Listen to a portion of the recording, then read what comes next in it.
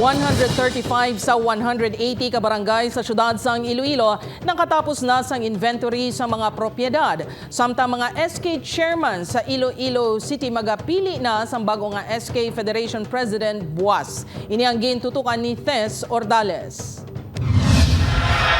Masako ng mga barangay official, secretary kag treasurer diri sa barangay hall sa Monica Blumentritt City proper sa pagpanghimo sa mga dokumento ug iban nga gamit sa barangay nga natala na turnover sa bago nga kapitan nga magapungko. Magabulo si Rodney Taz Espinosa sa lolo nga si incumbent punong barangay Antonio Espinosa.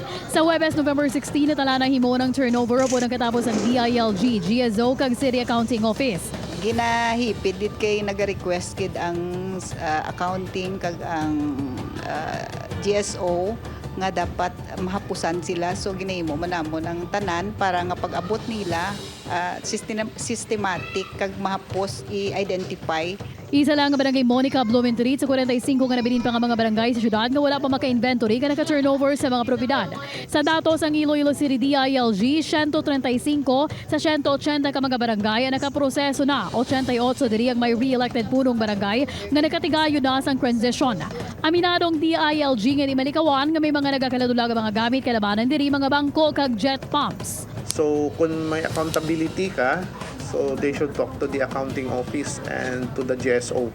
Kaya usually pag property nga si city nagbakal, that's ginapangita ni GSO.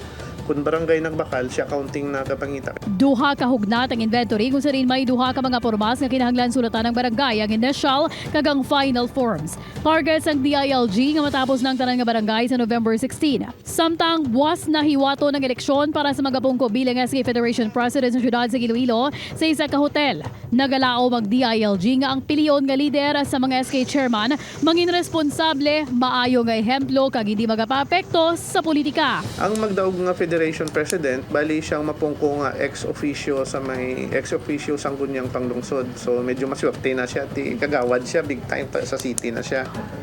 Ang sweldo ya, kung ano ang sweldo sa regular kagawad, ang sweldo, benefits the same. So, pero ano lang, dapat serbisyohan niya gapo ng mga upod niya. Upod kay Cirilo Duque, Tess Ordales, 1 Western Visayas.